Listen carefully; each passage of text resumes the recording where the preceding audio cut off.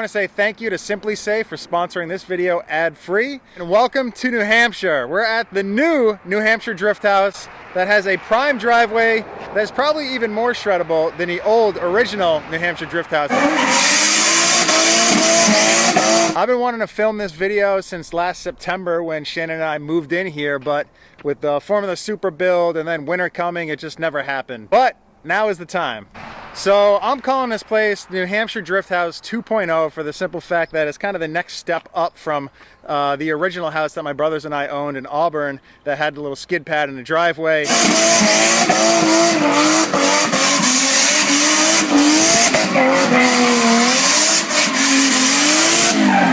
And a pretty treacherous drifting driveway up and down.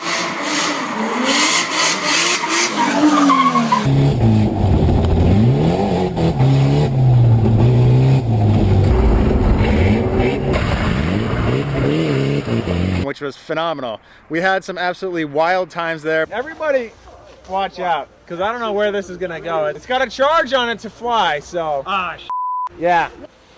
Whip that. There you go. Doesn't matter now.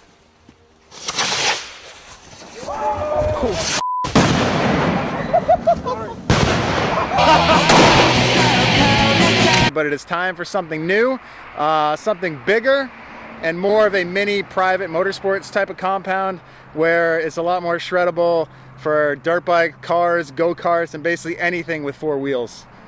We're in Epping, New Hampshire, which I'm nicknaming the Motorsports town of New Hampshire for the simple reason that we have multiple tracks right down the street. With New England Dragway, it's a legit quarter-mile track that hosts NHRA. Damn. Oh wow, backbreaker. Bracket racing and street class on Friday nights over the summer. They also have a pretty nice motocross track that me and my brothers plan on riding at. And then a half a mile down the road is Star Speedway, which is an oval track. And they do a bunch of racing Fridays and Saturdays over the summer as well. So I plan on getting to both those places as much as I can. But first, let's talk about the property. This is a 13-acre commercially zoned, mostly cleared land.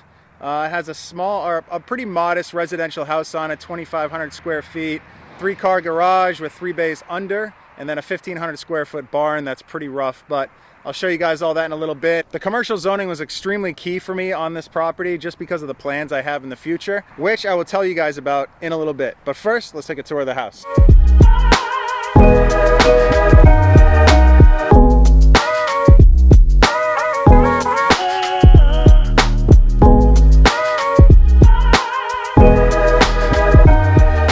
Shannon and I's dream property, house, land set up right here in New Hampshire. This is the front of the house, all made out of brick, and brick is pretty much the theme of this place, inside and outside. And the reason for that is it's a pretty cool story. So there was a company out front by the highway, and they used materials from this land to make the brick. They had a kiln, and they supplied a lot of those bricks and blocks to businesses and residential homes all over New England, which is pretty cool. So it's a really cool story knowing that these bricks are actually made from materials on this property. Let's check out the inside.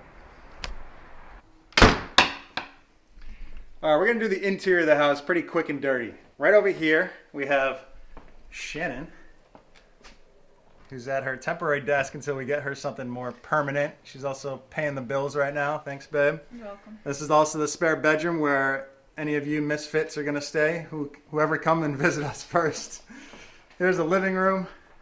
A big chimney, wood stove. On the side here is actually a cool thing. There's like a crane in the wall here, and it just tows up wood that you can load on for the wintertime, and it makes it really convenient just to feed the stove. It didn't come hooked up, but we will hook it up in the future.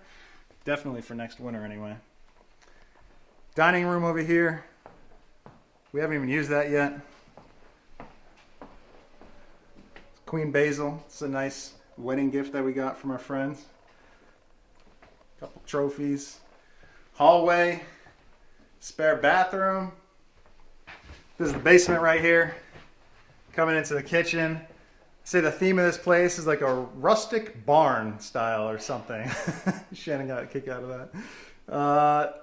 The woman that we actually bought this house off of boarded horses here. There's like 6 or 8 of them at one time, and they We're in the barn out back that I'll show you guys later, but the best part of this kitchen is definitely the view into the backyard. I mean, look at that. You can see basically everything, except there's like 4 or 5 acres off to this side that are covered by trees, but besides that, pretty cool. Shannon can make sure that we're all okay when we're out back messing around, make sure nobody dies, call 911, whatever. We're not going to use that fireplace, but you know, put something there for show. Cool archway that you walk through to get to the living room right there. Mud room over there that goes to the garage. I'll show you guys that in a minute. But we gotta check out the porch, dude. Get on out there, Basil. Go catch a bird.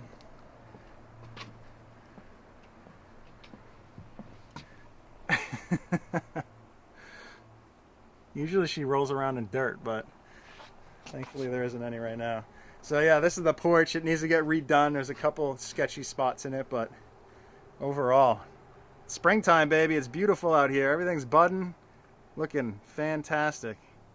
That's the garage right there. That's the barn, obviously. We got an above ground redneck pool. We're gonna get that dialed in this summer. But look at this. Such a good view. This is some super old school barn kind of setup where it had, I think originally it had kind of dug into the ground, 3-car under, which they then made a foundation for and then poured a big slab on top.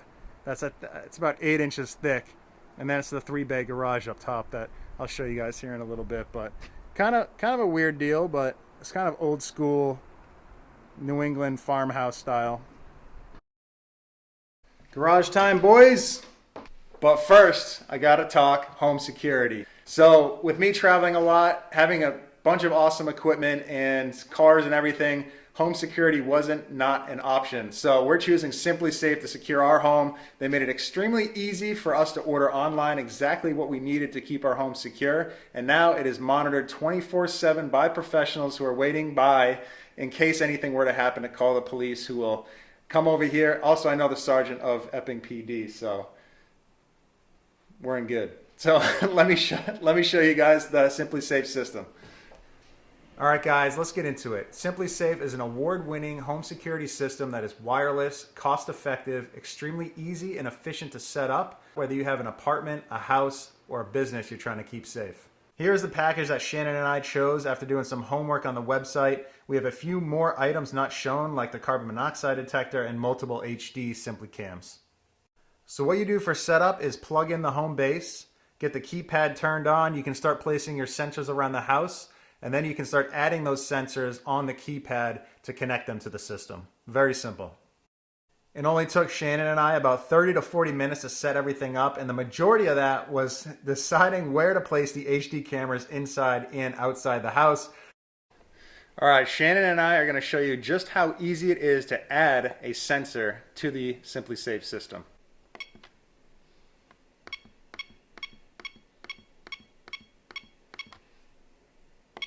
Press the button on the device you're adding. Water sensor added. And that's it. Water sensors added. To complete the install, we added the window sticker and the yard sign out front, just to let everybody know we are Simply Safe. So check out Simply Safe if you're in the market. There is no contract needed and an awesome support staff right there and ready to help you every step of the way. So if you are interested in a home security system for your home, apartment, or business, hit the link on the screen or in the description below. All right, let's get to the garage. This is the mud room. It's where Shannon yells at me to take off my dirty shoes. And here we go. It's the garage, or what I'm now going to refer to as the race shop. Since I've been spending the majority of my time on the West Coast building a Formula Supra with Dom, you know, I haven't been able to fully dial this place in, but every time I've come home, I've kind of acquired something new, which has been cool. So I've slowly been tackling the project of getting this place built out into the new race shop, because once we're done building a Formula Supra, I'm going to be selling a lot of that equipment at Race Service, bringing a couple pieces back here, and then moving my entire operation full-time to this house. And this garage right now will be temporary for the next year or two until I can build a race shop out back. And that's one of the big things I wanted to share with you guys is, or one of the big plans that I do have for this property that's going to be really fun and cool in the future, having your own race shop to build, you know, everything and anything out of and maintaining all the fleet of cars that I plan on having in the future and all of that. So let's get started in the garage. This is the upstairs of the garage, which is basically just an attic. We're just using it for storage right now. Eventually it's going to be mostly wheels, tires, rotiforms, and nothing but car parts. Here we go. Let's get into it. This is one of the Snap-on boxes. So massive thank you to Snap-on for coming on board and supporting the NH Drift House garage. I'm probably going to use this box because we have two. And this one will be mainly for fabrication stuff and tooling for the mill and the lathe. So thank you, Snap-on, for coming on board. Something new. I've never had a toolbox this nice before. This is the Snap-on Epic series. It's got an LED light so you can see what's going on at night. And then you open a drawer.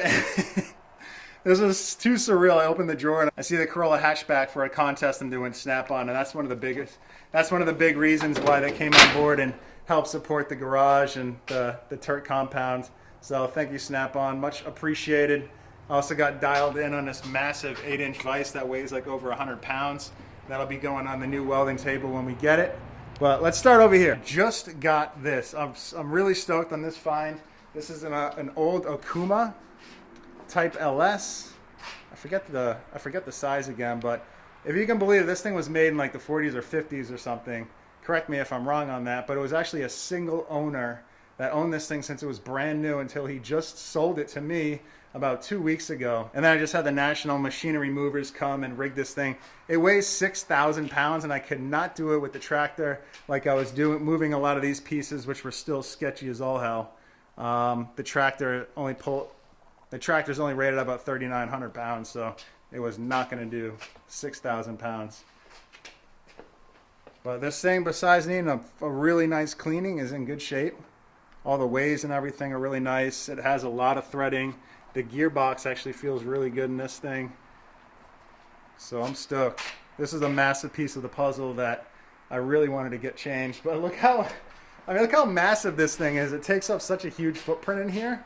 But I think it'll be all right. It's going to be worth it in the end. This is the old Pexto shear that I picked up. I forget what the gauge this thing can do, but it's hydraulic, runs on 3-phase, so it can do pretty thick for sure. And I grabbed this Powermatic bandsaw. This thing does all the speeds for all the different types of metal, which is nice. It does have a blade welder, but it's broken. And then there's a high, neutral, and low right here, and then the gear speed right down here.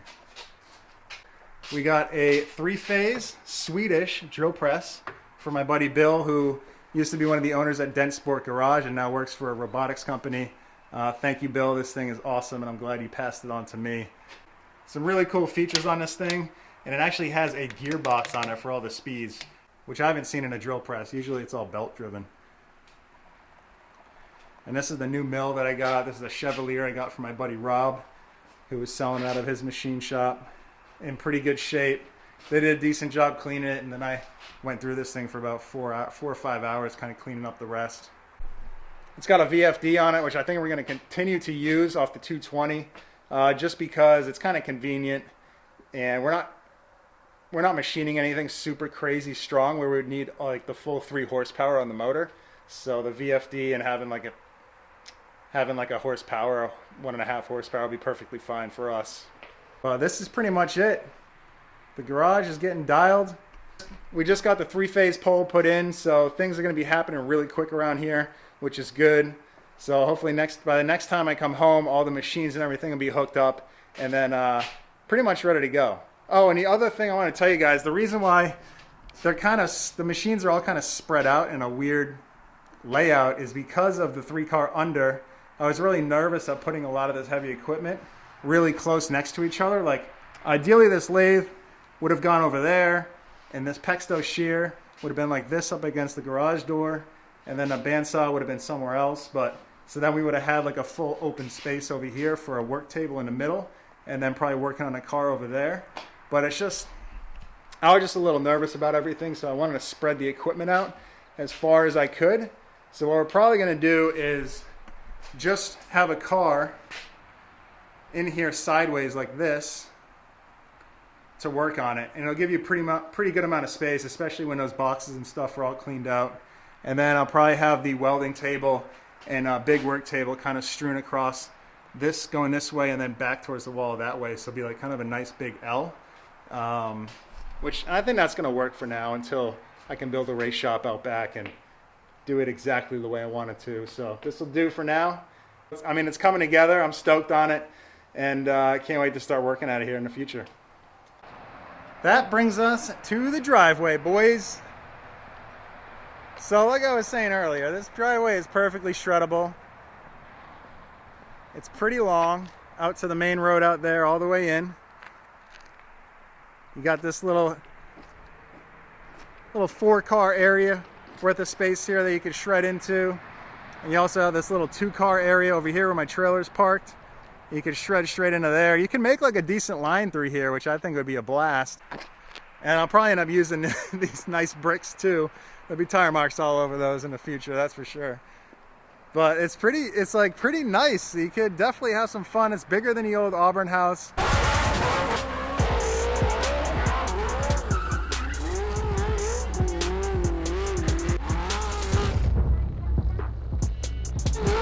And you can definitely get a decent line going.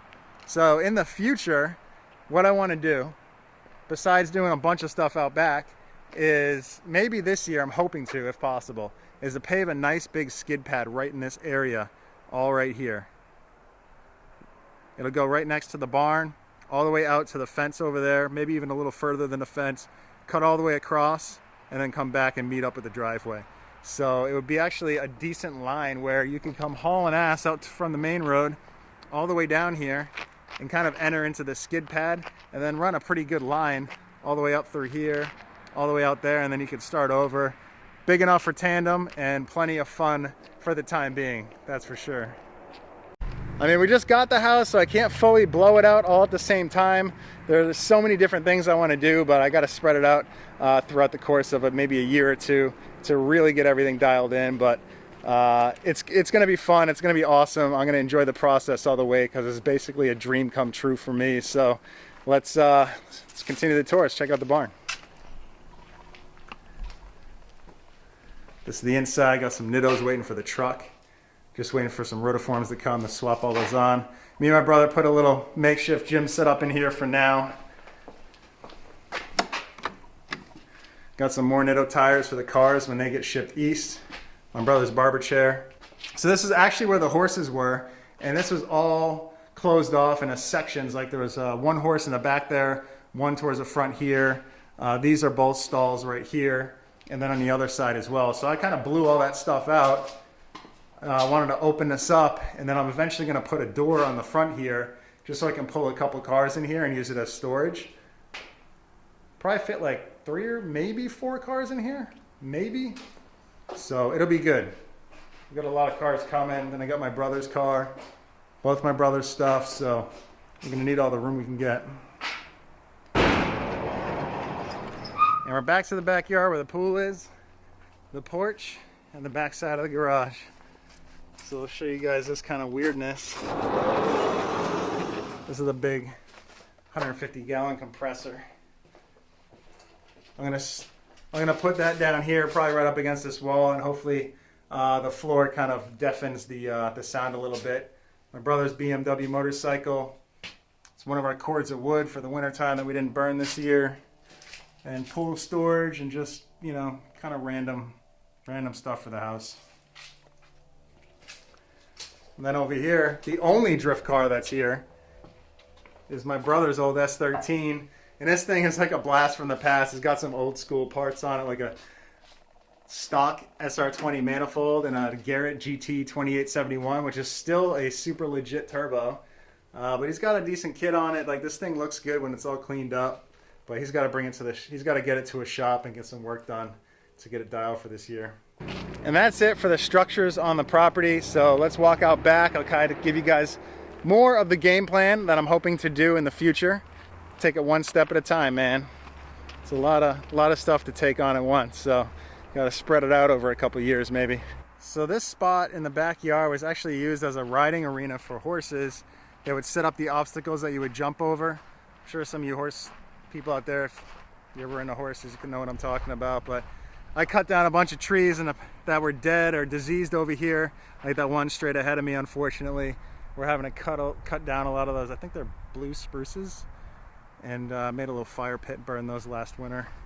All the way back here though, see this massive pile of dirt. So we're all the way in the backyard now. This pile of dirt here, which is all material for asphalt. So a friend of mine, his name's Ryan, and his family owns an excavation company. They're doing a job up the street, and he hits me up one day and says, hey, we got a bunch of reclaim and it's more expensive for us to bring it to the shop. Do you want it at your house? And you can just use it for when you're putting asphalt down. I said, absolutely. So they brought like 30 truckloads, maybe even more, of all reclaimed asphalt shillings that you can put down as a base before you're putting down asphalt, which you would need to do anyways. So it basically saved me a ton of money for materials if I can do that in the future. So I'm holding on to it for now.